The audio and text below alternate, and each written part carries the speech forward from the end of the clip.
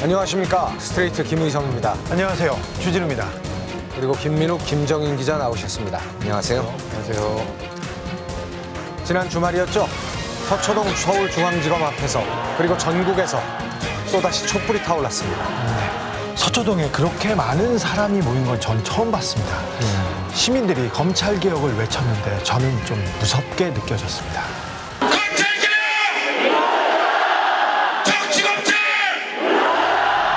네, 지난 2달간 조국 장관과 관련된 검찰의 수사 상황이 거의 실시간으로 생중계되다시피 했는데요. 이것에 대한 반발일까요? 이제는 검찰을 개혁해야 한다는 국민적 공감대가 크게 떠오르고 있는 상황입니다. 조국 윤석열이 이제 거스를 수 없는 시대적 과제로 검찰 개혁을 올려놓았습니다. 처음에는 정치검찰이라는 얘기가 나오다가 나중에는 검찰 정치 이런 얘기를 하는데 국민들은 매우 심각하고 엄중하게 보고 있습니다. 네, 오늘 첫 번째 이슈는 지난주 예고해드린 대로 바로 이 검찰 개혁에 대한 이야기입니다. 김민욱 기자 준비하셨죠? 네, 검찰 개혁이 왜 필요한지, 무엇을 어떻게 고쳐야 할지, 또 대체 누가 가로막고 있는지 얘기해 보려고 하는데요. 먼저 최근 있었던 아주 의미 있는 판결로 이야기를 시작해 보고자 합니다. 지난 8년간 노조 파괴의 대명사로 불려온 기업에 대한 판결입니다. 유성기업, 네. 유시영 회장이죠. 네, 그 원청인 현대차가 유성기업의 노조 파괴에 개입한 사실이 인정된 건데요. 이상한 것은 검찰이 그 핵심 증거를 이미 수년 전에 파악해놓고도 뒤늦게 기소를 했던 겁니다. 네. 검찰은 대체 왜 그랬는지 파헤쳐봤습니다. 지난 2011년 5월 24일 현대기아차의 하청 부품업체 유성기업에 공권력이 투입됐습니다. 교대 근무 방식 변경을 요구하며 일주일째 파업 농성 중이던 공장에 경찰 2,500여 명이 들이닥쳐 노조원 500여 명을 연행했습니다. 직장 폐쇄와 용역 직원의 폭력 진압으로 대응하던 사측은 노조 파괴로 악명 높은 노무법인 창조 컨설팅과도 손잡았습니다. 무차별 해고와 징계는 물론 사측의 우호적인 제2노조 설립 같은 전형적인 노조 탄압 방식이 동원됐습니다. 심지어 원청인 현대자동차가 노조 파괴를 배후에서 조종한다는 정황도 드러났습니다. 현대차 임원의 승용차에서 유성기업의 쟁의 관련 문건들이 발견됐고 현대차 본사회의실에서 유성기업과 창조 컨설팅 관계자들이 회의를 열기도 했습니다.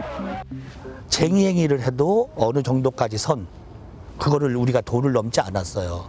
또 회사도 이 정도 하면 서로 타협하고 이렇게 해왔던 노사관계가 있어요. 몇십 년 동안.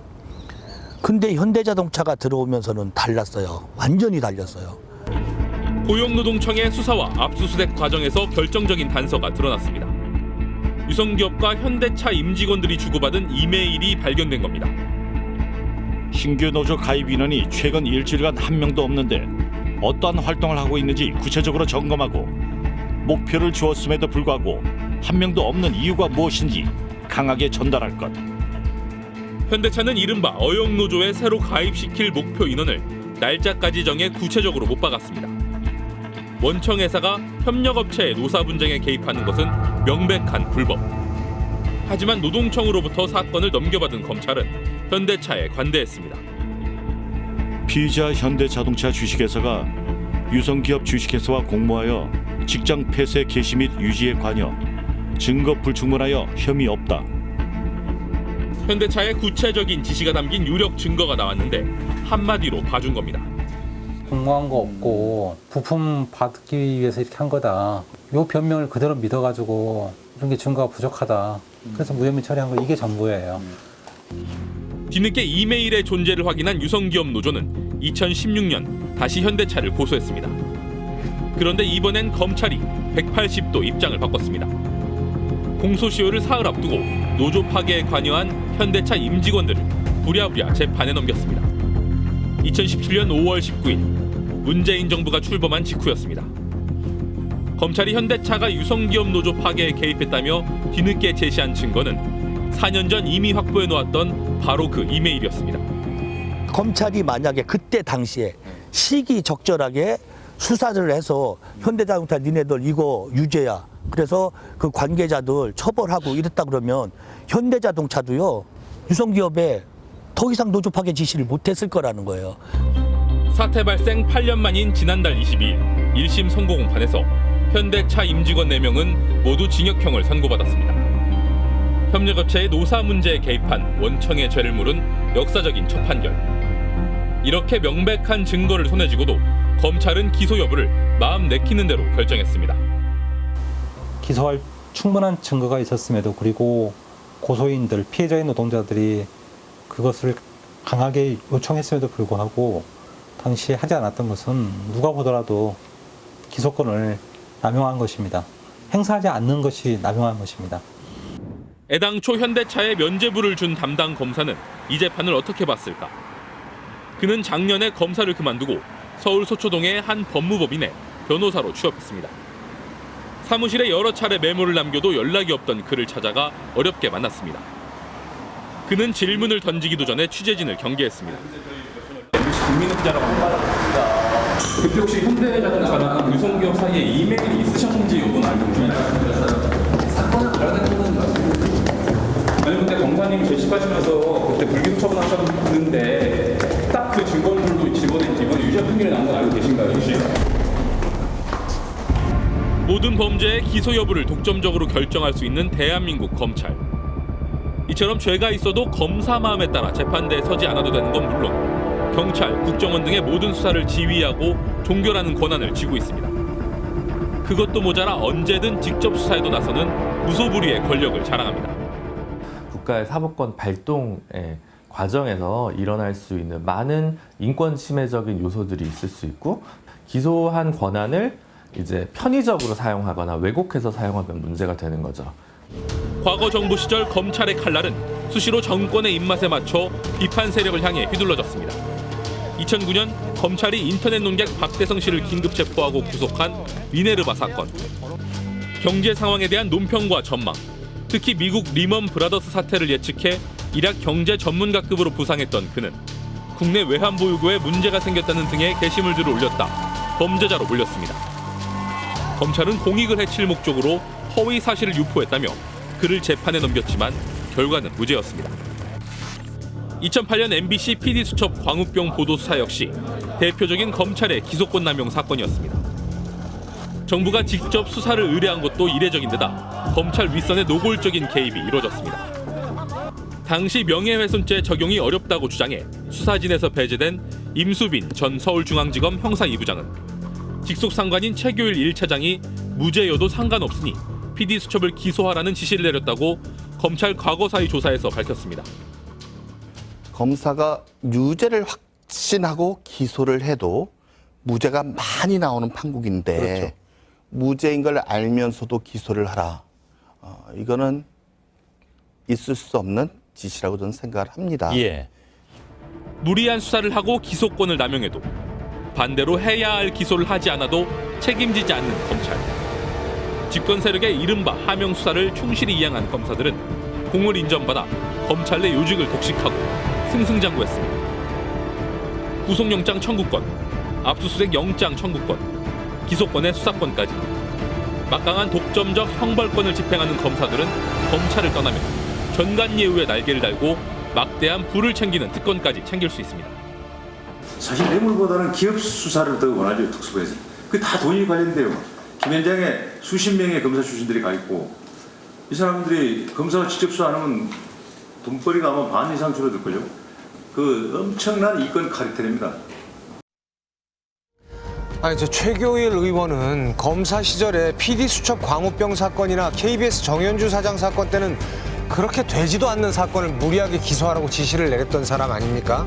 반대로 기소해야 할 사건은 기소 안 하고 무혐의 처리한 경우 아주 유명한 사건이 있잖아요. 그렇습니다. MB 내곡동 사저 사건 때 그때는 청와대의 흔적을 지우려고 검사들이 얼마나 애를 쓰는지 검찰 진짜 검찰의 힘은 기소하는 데서가 아니라 기소를 안 하는 데서 옵니다. 그래 기소를 하지 않으면 죄가 되지 않습니다.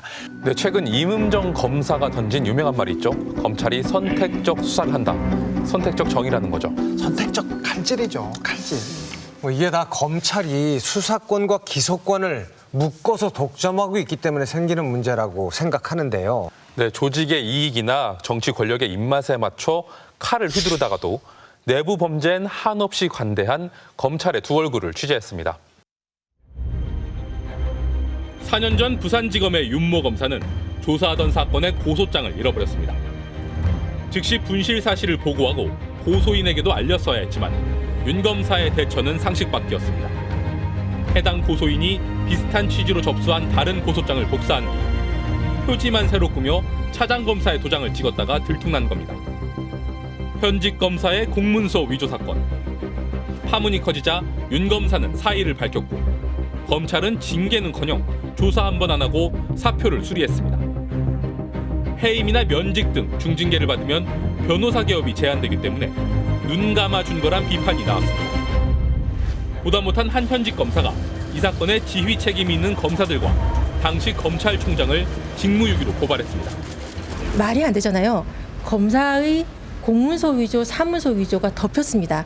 다른 공무원이 그랬다면 구속하거나 기소했을 사건이 그 시절에 공연이 다 알려졌는데도 덮였고, 고발 사건을 접수한 경찰이 부산지검에 대한 압수수색을 신청했지만 검찰이 가로막았습니다. 경찰이 아무리 뛰어봐야 압수수색 영장을 법원에 청구할 수 있는 건 검찰만 행사할 수 있는 권한입니다. 경징계 사항이라고 납득할 수 없는 이유로 기각했다고 들었습니다. 이 수사 지휘권과 수사권을 갖다가 독점함으로 인하여 검찰을 살수하는 데 쓴다면 그런 사람들이 무슨 검사라고 하겠습니까? 위조 검사, 스폰서 검사, 떡값 검사, 성추문 검사. 검찰의 제 식구 감싸기는 어제 오늘의 일이 아닙니다. 특히 검사들의 성 관련 범죄는 법대로 처리하지 않는 게 보통이었습니다. 2014년 길거리에서 음란 행위를 한 혐의로 체포된 김수창 당시 제주지검장. 경찰이 CCTV 분석 등 수사를 진행하고 있었지만 검찰은 김 지검장이 사표를 제출하자 즉각 수리했습니다. 고위 공무원이 중징계를 피하기 위해 사표를 내는 것을 허용하지 않는 대통령 훈령 위반이란 지적까지 나왔습니다. 이듬해 서울 남부지검 검사들이 후배 여검사에게 성범죄를 저질렀을 때도 마찬가지. 대검찰청이 감찰에 나섰지만 징계는 없었고 문제의 검사 2명이 검찰을 떠나는 선에서 사건은 마무리됐습니다. 검찰이 너무나 무기력할 수밖에 없는 게 자기가 감찰을 하려고 했던 사람하고 마주쳐서 상관을 모시게 된단 말이야. 그럼 위험한 감사하고 누가 하겠어요. 남부지검의 두 검사는 서지현 검사의 미투 파문 이후 구성된 검찰 성추행 진상조사단에서 뒤늦게 수사해 불구속 기소됐습니다. 범죄에 연루된 검사들, 그들을 수사할지 말지, 재판에 넘길지 판단하는 건 역시 또 다른 검사의 몫입니다. 일반 범죄 피의자들은 사냥하듯 수사를 하고 내부 부조리에는 한없이 너그러운 이중적 조직 문화. 안에서부터 그런 풍토에 익숙해 있으니까 법을 우습게 알고 나가서 그 짓을 저지르는 거죠. 아니, 검사가 법을 우습게 알면 안 되는 거 아닙니까? 고용이 엄청나니까 자기 범죄 비위 다 묻히는 걸 봐왔는데 경계를 할 필요가 없죠. 경계심이 없어지죠. 검찰의 특권의식은 조직 곳곳에 배어 있습니다. 검사의 꽃이라 불리는 검사장 직급은 15년 전 공식 폐지됐지만 아직도 검찰 안팎에서 공공연히 통용됩니다. 차관급 대우를 받는 40여 명의 검사장은 운전기사와 주유비까지 포함된 고급 차량을 제공받고 있습니다. 다른 부처에서는 고작 2-3명 정도의 장차관에게만 주어지는 혜택. 법무부 장관도 특권 내려놓기 차원에서 지난해 개선을 약속했던 사안입니다. 검사장에 대한 차관급 예우는 폐지하고 전용 차량 제공을 중단하겠습니다. 하지만 1년 넘게 버티기가 계속됐고 얼마 전 문제가 다시 불거지자 그제서야 조만간 차량 제공을 중단할 계획이라는 짧은 설명이 또 나왔습니다. 국장들 사이에서도 똑같은 국장이 아니에요. 검사장급은 관용차가 나오고 검사장급이 아닌 일반 국장들은 걸어 다녀요. 그러니까 거기서도 오는 아마 이 서열 의식이라든가 하는 것들이 그 공무를 수행하는 데 있어서도 영향을 줘요. 검찰총장이라는 호칭도 특권의식의 상징으로 지적됩니다. 검찰청도 외형상 법무부의 외청일 뿐. 하지만 다른 정부 부처 외청의 수장에게는 보통 청장이라는 호칭이 붙지만 검찰만 유독 검찰청법에 총장으로 규정돼 있습니다. 이 공정한 사회를 만들어 나가는 과정에서 그 특혜, 특별한 대우 이런 것들을 빨리 없애야 됩니다. 그래야 국민들이, 시민들이 법관들, 검사들에 대한 신뢰를 갖게 됩니다. 김수창 전 제주지검장 그리고 남부지검의 성폭력 검사들 그 밖에 또 몇몇 성폭력 혐의로 문제가 됐던 검사들 다 기억납니다. 검사들이 사고를 치면요, 검사들이 봐주려고 무지내를 씁니다. 무지내를 써요. 검사들끼리 자기들끼리 봐주면 티가 나니까 위원회를 꾸려요. 그래서 위원회에서 이렇게 결정해 줬다면서 나중에 기소도 안 하고 유야무야 넘어갑니다. 정말 솜방망이 처벌, 솜방망이 기소가 뭔지 보여주는 전형들이 검사 사건에서 나옵니다. 네, 검찰 관련된 위원회가 제대로 작동하는 것도 저는 본 기억이 없는 것 같습니다. 그렇죠. 일부러 만드는 거죠. 네. 정말 돌이켜보면은 검찰 개혁의 필요성에 대해서는 많은 사람들이 다 공감을 하고 있고 또 많은 사람들이 얘기를 해왔습니다. 정말 오래전부터 얘기가 됐는데 왜 이렇게 개혁이 어려운 겁니까? 그렇죠. 대선 때마다 대선 후보들이 거의 공약 1번 아니면 2번은 검찰개혁입니다.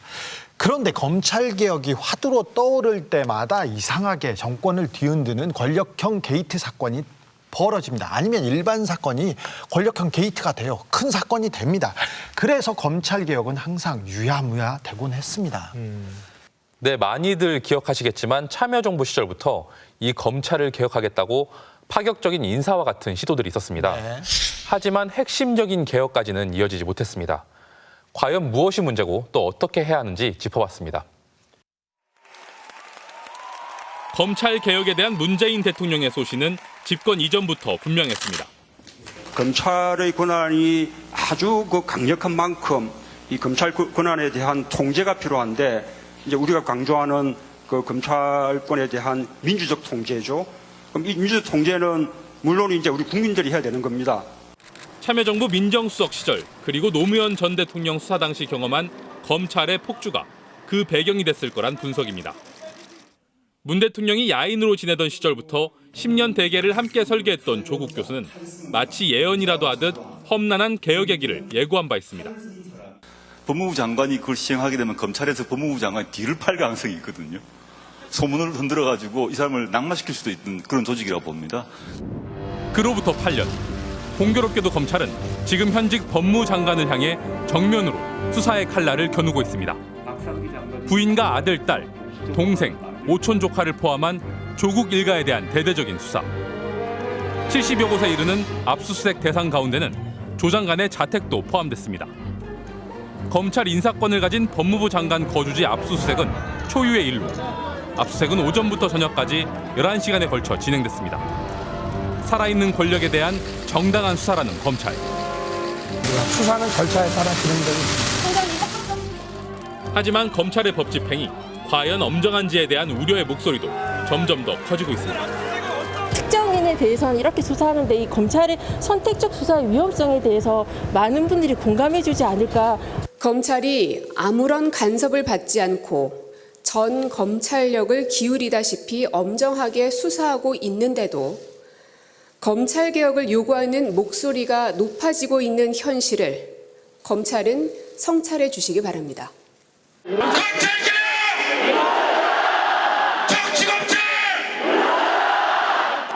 지난 주말 밤 서울 서초동. 검찰의 심장부에서 다시 촛불이 타올랐습니다. 참가자들은 검찰이 먼지털이식 수사로 정치에 개입하고 있다며 국민 위에 군림하는 검찰을 반드시 개혁해야 한다고 외쳤습니다. 고1 10대 여학생 일기 부모 볼 수 있습니까? 그걸 가지고 갔습니다. 하다 이런 짓까지 했습니다. 그대로 두고 볼 수 있습니까? 국정농단 촛불 집회 이후 최다 인파. 국정농단 사태 당시 전국에서 올라왔던 촛불버스가 3년 만에 다시 등장했습니다. 그 71번에 압수수색을 하고 그다음에 11시간 법무부 장관의 그 자택을 이렇게 압색을 했을 때 일반 국민이었으면 어땠을까? 내 아이가 이런 상황이었으면 어떻게 될까라는 생각에 무소불위의 거력을 가지면서 어떠한 처벌도 받지 않으면서 대한민국을 쥐락펴락했던 그런 정치 검찰들이 있었기 때문에 그런 부분에 대해서 비판하기 위해서 나왔습니다. 문재인 정부는 집권 초반부터 검찰 개혁을 최우선 국정과제로 내세웠습니다. 거대 검찰에 집중된 가공할 사정 권력을 분산하는 데 초점을 맞췄지만 저항은 거셌습니다. 천신만고 끝에 국회 패스트트랙, 즉 신속 처리 안건에 검찰 개혁을 위한 법안들이 올랐습니다. 먼저 정치인과 법원, 검찰 등에 종사하는 고위급 인사들의 특정 범죄 수사를 전담할 고위공직자범죄수사처 설치 법안. 검찰의 권한을 상당 부분 제한할 수 있는 역할을 할 수 있고, 특히 검사에 대한 수사, 그리고 판사에 대한 수사, 이런 부분들을 공수처에서 직접 함으로써 국민들한테도 더 신뢰를 얻을 수 있고. 독자적인 수사권과 영장 청구권은 확보했지만 재판에 넘길 권한은 없어 한계로도 지적됩니다. 다만 수사와 재판을 직접 담당하는 판사와 검사, 경찰 간부 등의 범죄는 예외적으로 공수처에 기소권까지 부여했습니다. 합의 과정에서 모든 공직자에 대해서 수사권은 가질 수 있었지만 기소권은 그 검사와 판사, 경무관급 이상의 경찰에 한해서만 갖는 안으로 바뀌었습니다. 그것이 먼저 아쉽다는 말씀 드리고요. 그나마 검찰의 기소권을 제한하는 역할을 하면서 견제와 균형의 원리를 이룰 수 있게 된 것은 그래도 다행이라고 생각합니다. 패스트트랙 법안의 또 다른 축은 검경 수사권 조정안으로 통하는 형사소송법과 검찰청법 개정안입니다.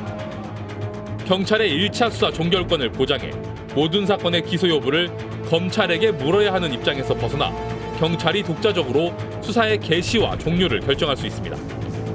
또 검찰이 작성한 피의자 신문조서의 법정 증거 능력도 일부 제한됩니다.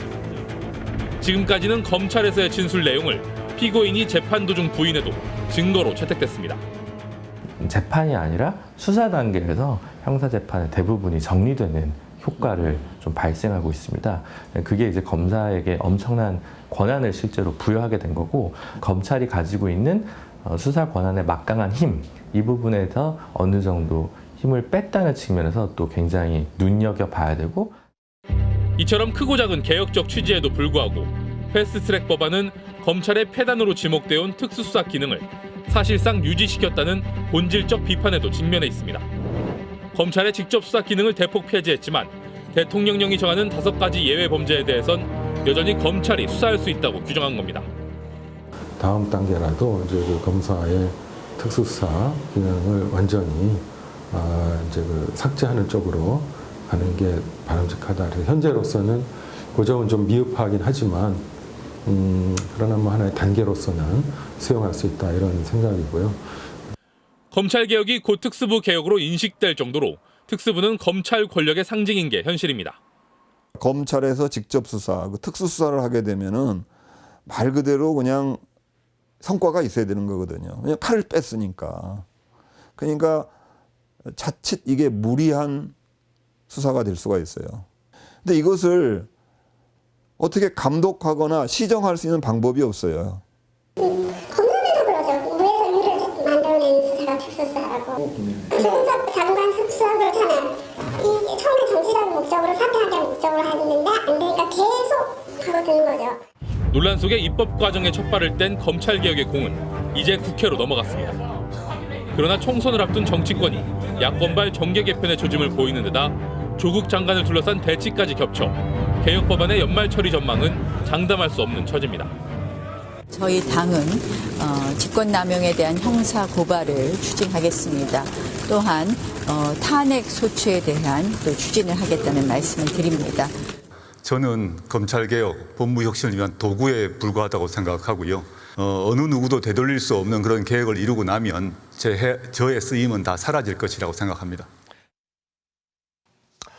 네, 이 노무현 정부 시절에 검찰에게 정치적인 독립을 보장해주면 자정 능력을 발휘하면서 과도한 권력을 내려놓겠지라고 하는 기대감을 가졌었습니다. 순진했죠. 네, 지금 생각해보면 순진한 생각이었던 것 같습니다. 그렇게 검찰개혁 시도했지만 잘 되지 않았고요. 결국 무엇보다도 권력의 분산을 법적으로 명확히 하는 게 중요해 보입니다. 네, 경찰 못 믿겠다는 분들 많습니다. 사실. 그렇죠. 경찰 믿기 힘들죠. 버닝썬 사건 보면 경찰과 그 업주들 간의 유착관계 잘 못 밝히는 그 수사력 보면 못 믿었죠. 하지만 권력은 나누고 분산해야 됩니다. 특수부의 권한, 과도한 권한도 축소해야 됩니다. 윤석열 총장 취임 하루 만에 자기 휘하에 있던 서울중앙지검 1, 2, 3차장을 대검의 주요 부장 자리로 발탁했고요. 그런데 이 특수부의 권한을 축소해야 한다고 얘기하셨는데 현재 검찰의 주요 보직들은 이른바 윤석열 사단, 특수통 라인이 장악했다고 볼 수 있지 않습니까? 이 가운데 중앙지검 3차장은요. 무리한 수사와 기소로 비판이 높았던 PD수첩수사팀의 소속 검사였습니다. 지금 윤석열 사단이 검찰 개혁에 반대하는 것은 아닙니다. 하지만 검찰이 스스로 개혁을 하는 데는 한계가 있다. 이런 지적이 나오고 있습니다. 대검찰청은 법적 절차에 따른 엄정한 수사와 함께 국민이 원하는 개혁에 최선을 다하겠다고 밝혔습니다. 어떤 권력도 굴복시킬 수 있지만 정작 주권자인 국민에게는 어떤 견제도, 어떤 통제도 받지 않는 살아있는 권력, 검찰. 이제는 좀 바뀌어야 하지 않겠습니까? 네, 스트레이트는 검찰 개혁이 이루어지는 그날까지, 검찰이 정말 국민의 검찰로 돌아오는 그날까지 끝까지 지켜보겠습니다.